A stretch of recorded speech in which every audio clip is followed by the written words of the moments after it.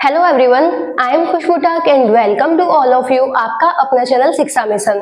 तो आज अपन देखेंगे सेंटर ऑफ मास। अगर अपन को कोई एक बॉडी दे रखी है और उस बॉडी में अगर कंटिन्यूस मास डिस्ट्रीब्यूट है तो उस टाइम अपन सेंटर ऑफ मास कैसे निकालेंगे। अभी तक अपन निकाल रहे थे डिस्क्रीट बॉडी का सेंटर ऑफ मास क्या होता है, तो वो मिलता है अपन को R centre of mass is equal to m1 r1 plus m2 r2 upon m1 plus m2। अगर इजी लैंग्वेज में अगर अपन बात करें तो अगर अपन के पास में दो ऑब्जेक्ट दे रखे हैं, उनके अगर अपन को डिफरेंट डिफरेंट मास दे रखे हैं और अगर अपन ने उनको कुछ r डिस्टेंस पे सेपरेट कर रखा है तो उस टाइम अपन सेंटर ऑफ मास कैसे निकालते हैं। अभी तक अपन ने देखा था दो ऑब्जेक्ट का सेंटर ऑफ मास निकालना। अब आज अपन देखेंगे अगर अपन को कोई शेप दे रखा है तो उसका अपन सेंटर ऑफ मास कैसे निकालते हैं। जैसे यहाँ पे अपन को दे रखी है एक रॉड, अब रॉड अपन को दे रखी है तो उसका अपन सेंटर ऑफ मास कैसे निकालेंगे। या फिर अपन को एक दे रखी है डिस्क, उसका अपन सेंटर ऑफ मास कैसे निकालेंगे। या फिर अपन को दे रखा है एक स्फीयर, तो उसका सेंटर ऑफ मास कैसे निकाल लेंगे।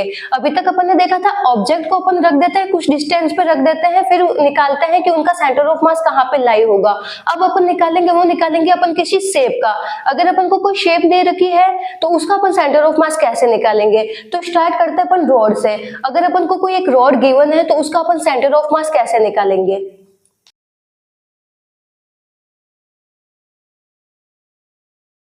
तो यहाँ पे अपन ने एक L लेंथ की रॉड ले ली है, अब अपन को उसका निकालना है सेंटर ऑफ मास। वैसे ही अपन देख रहे हैं रॉड क्या है, सिमेट्रिकली डिस्ट्रीब्यूट है, इसमें जो मास है वो सिमेट्रिकल है। जितना ऊपर मास है वाई एक्सिस में बात करें तो जितना ऊपर है उतना ही नीचे, और जितना एक्स एक्सिस में अगर बात करें जितना राइट में है उतना ही लेफ्ट में है। तो इसका अपन को सेंटर ऑफ मास वैसे मिलेगा L/2 पॉइंट पे। पर अपन निकालेंगे अगर कंटिन्यूस मास डिस्ट्रीब्यूट होता है तो उस टाइम सेंटर ऑफ मास कैसे निकालते हैं। तो उस टाइम अपन क्या करते हैं, अपन को जो रॉड दे रखी है अपन उसमें क्या करेंगे, छोटी छोटी सी स्ट्रिप कट करेंगे।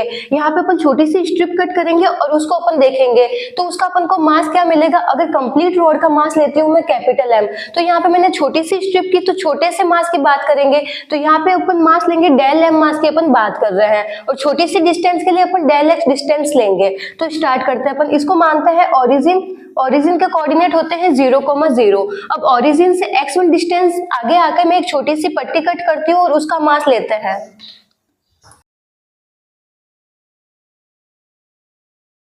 तो ओरिजिन से x1 डिस्टेंस आगे आके अपन ने एक छोटी सी पट्टी कट की और उसका मास लिया डेल M मिला। ऐसे ही ओरिजिन से x2 डिस्टेंस आगे आके एक अपन ने छोटी सी पट्टी कट की और उसका अपन ने मास देखा तो उसका अपन को मास मिला डेल M मिला। रोड का पूरा कंप्लीट मास है कैपिटल M, अपन छोटी सी स्ट्रिप की बात कर रहे हैं तो उसमें छोटा सा मास होगा, छोटा सा मास है इसलिए अपन यहाँ पे लेते हैं डेल M। अब अपन इसका कैसे निकालेंगे सेंटर ऑफ मास। तो अपन देखते हैं यहाँ पे अपन को मिल गई दो पॉइंट के लिए अपन सेंटर ऑफ मास कैसे निकालते हैं। m1 r1 plus m2 r2 upon m1 plus m2, जहाँ r1 और r2 होती है ओरिजिन से डिस्टेंस। तो यहाँ पे अगर अपन इसकी बात करें तो इसके लिए अपन सेंटर ऑफ मास कैसे निकालेंगे। इसके लिए अपन निकालेंगे, ये यहाँ पे कौन से मास की बात कर रहे हैं, छोटे से मास की, तो डेल M मास, और ये कितना दूर है ओरिजिन से x1 distance plus del M x2। ऐसे अगर अपन छोटी छोटी पट्टी कट करके उनको ऐड करते जाएंगे तो अपन को कंप्लीट रॉड मिल जाएगी। अब यहाँ पे अगर अपन को सारे मास को अगर जोड़ना होगा तो यहाँ पे अपन क्या करेंगे, इंटीग्रेशन करेंगे। तो ऊपर इंटीग्रेशन किसके रेस्पेक्ट में हो रहा है, मास के रेस्पेक्ट में इंटीग्रेशन हो रहा है। तो ऊपर अपन लिखेंगे integration of the x del M, और नीचे अपन देखेंगे नीचे क्या जोड़ रहे हैं, नीचे मास ऐड हो रहा है तो अपन यहाँ पे लिखेंगे इंटीग्रेशन ऑफ डेल M। यहाँ पे अपन ने ये वाला फॉर्मूला लगाया है, r centre of mass is equal to m1 r1 plus m2 r2 upon m1 plus m2। ये फॉर्मूला यूज करके अपन इस वाले फॉर्मूला को डिराइव कर रहे हैं। तो यहाँ पे अपन को क्या मिला, ऊपर मिला integration of the x del M upon integration of del M। तो अगर अपन को बॉडी कंटिन्यूस मास डिस्ट्रीब्यूट दे रखा हो या फिर अगर अपन को किसी शेप का सेंटर ऑफ मास निकालना होता है तो उस टाइम अपन ये वाला फॉर्मूला यूज करते हैं, r centre of mass is equal to integration of the x del M upon integration of del M। यहाँ पे अगर अपन x एक्सिस की बात कर रहे हैं इसलिए यहाँ पे अपन x ले रहे हैं, अगर अपन को y एक्सिस में निकालना होता है तो यहाँ पे अपन y ले लेंगे। तो इसका यूज करके अपन निकालेंगे इस रॉड का सेंटर ऑफ मास कहाँ पे लाई हो रहा है।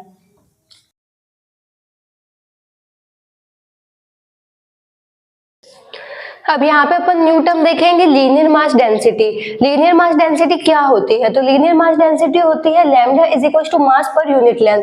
अब यहाँ पे अपन यूनिट लेंथ की बात कर रहे हैं कि जैसे जैसे लेंथ चेंज हो रही है वैसे वैसे मास कैसे चेंज होता है, तो उसको अपन रिप्रेजेंट करते हैं लैम्डा से। अगर यहाँ पे मैं 1 मीटर लंबी रॉड की बात करूँ कि 1 मीटर पे अपन को मास कितना मिलता है, तो 1 मीटर पे अपन को मास मिलता है लैम्डा। जैसे यहाँ पे है मास अपन को गिवन है m, अगर यहाँ पे मैं 1 मीटर की बात करूँ तो यहाँ से अपन को क्या मिला m is equal to lambda. अगर ऐसे ही मैं 2 मीटर की बात करूँ, 2 मीटर अपनी रॉड है, अगर अपन की रॉड है उसकी लेंथ अपन को गिवन है 2 मीटर, तो उसका अपन को मास कितना मिलेगा? तो उसका अपन को मास मिलेगा यहाँ से 2, यहाँ पे अपन लिख देंगे 2, तो यहाँ से अपन को उसका मास कितना मिला 2 लैम्डा।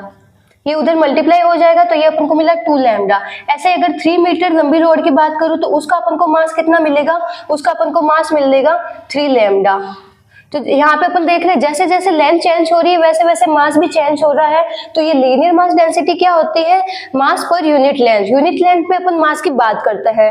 अब यहाँ पे अपन ने क्या किया है, अपन ने x1 डिस्टेंस आगे आकर अपन ने एक छोटी सी स्ट्रिप कट की है, तो उसका अपन ने मास देखा, उसका अपन को मास मिलता है डेल m। तो यहाँ पे अपन कितनी लेंथ की बात कर रहे हैं? छोटी सी लेंथ की बात कर रहे हैं। तो छोटी सी लेंथ लिए अपन ने dx लेंथ, dx लेंथ पे अपन को मास मिलता है डेल m। तो इसकी अपन को लीनियर मास डेंसिटी क्या मिलेगी? तो लीनियर मास डेंसिटी होती है मास पर यूनिट लेंथ। अब यहाँ पे अपन बात कर रहे हैं छोटे से मास की, तो छोटे से मास को अपन कैसे रिप्रेजेंट कर देंगे? डेल m, और छोटी सी लेंथ कितनी है? dx। तो यहाँ से अपन को dm की वैल्यू कितनी मिली? dm is equal to lambda dx। अब ये वाली टर्म है, इस टर्म को अपन यूज करके अपन निकालेंगे बॉडी का सेंटर ऑफ मास कहाँ पे लाई होगा। तो आर सेंटर ऑफ मास होता है integration of the x dm upon integration of dm। तो यहाँ पे x की जगह अपन लिखेंगे x, और यहाँ पे dm की जगह अपन यूज करेंगे lambda into dx।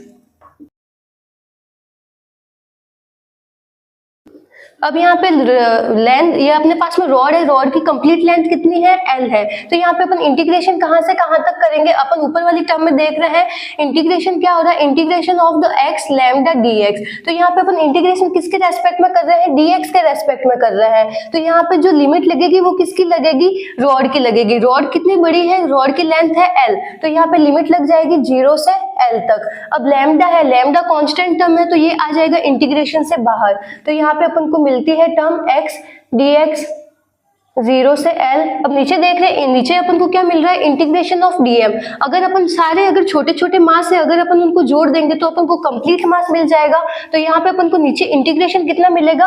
Capital M। अब इसको अपन सॉल्व कर लेंगे। यहाँ पे x dx का अपन को इंटीग्रेशन करेंगे तो यहाँ से क्या मिलेगा? x²/2, और उस पर अपन लिमिट लगा देंगे। कहाँ से कहाँ तक कर रहे हैं? 0 से L तक कर रहे हैं। ये वाला पॉइंट है 0 और ये वाला पॉइंट है L। तो यहाँ तक अपन ने सॉल्व किया, तो यहाँ से अपन को मिला lambda upon m into L²/2।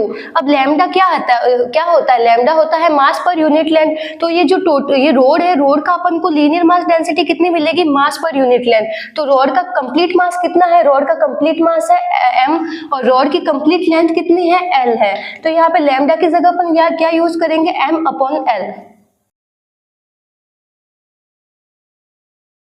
तो यहाँ से अपन को रॉड का सेंटर ऑफ मास मिलता है L/2 पे।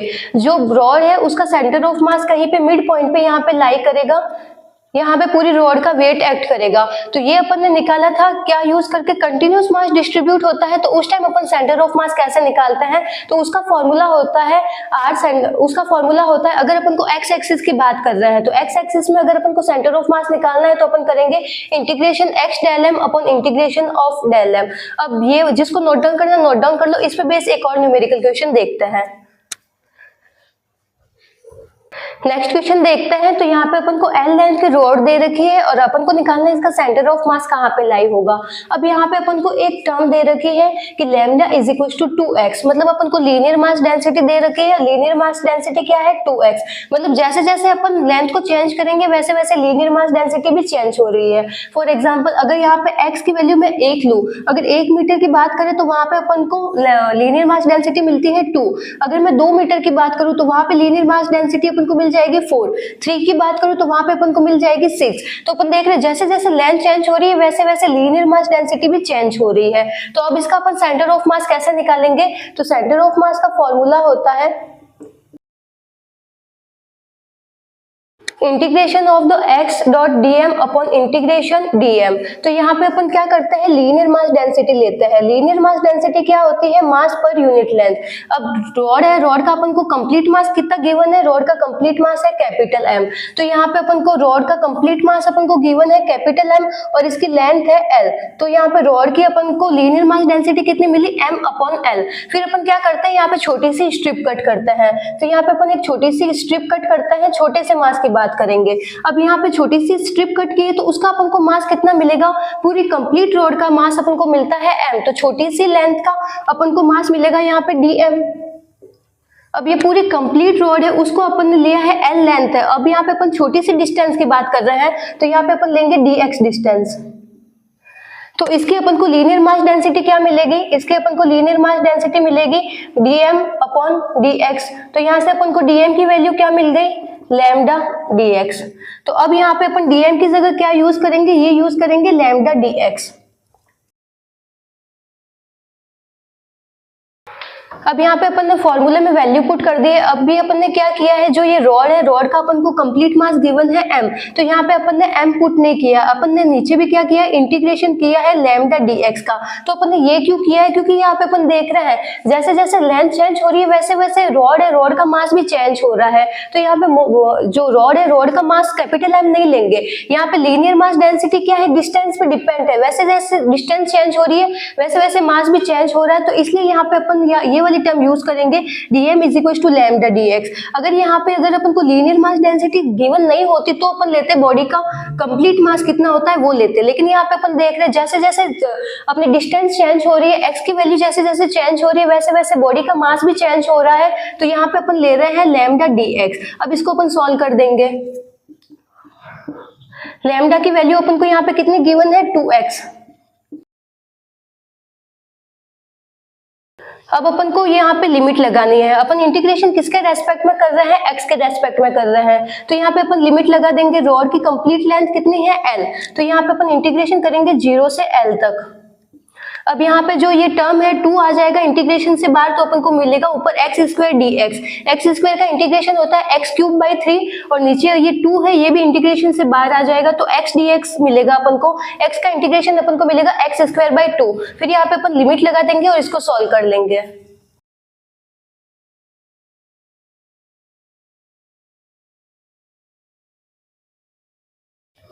तो यहाँ पे अपन को रॉड का सेंटर ऑफ मास मिलता है 2l/3 पे। यहाँ पे अपन को रॉड का centre of mass mid point पे नहीं मिलता है क्योंकि यहाँ पे अपन को लीनियर मास डेंसिटी गिवन है lambda is equal to 2x। मतलब जैसे जैसे अपन डिस्टेंस को चेंज कर रहे हैं वैसे वैसे मास भी बॉडी का जो मास है, लीनियर मास डेंसिटी है, वो भी चेंज हो रही है। तो लीनियर मास डेंसिटी अगर चेंज होती है तो यहाँ पे अपन dm की जगह कंप्लीट मास नहीं लिखते हैं, यहाँ पे भी अपन इंटीग्रेशन की फॉर्म में ही लिखते हैं। तो जिसको नोट डाउन करना है नोट डाउन कर लो, बाकी के क्वेश्चन अपन करेंगे नेक्स्ट लेक्चर में। Thank you.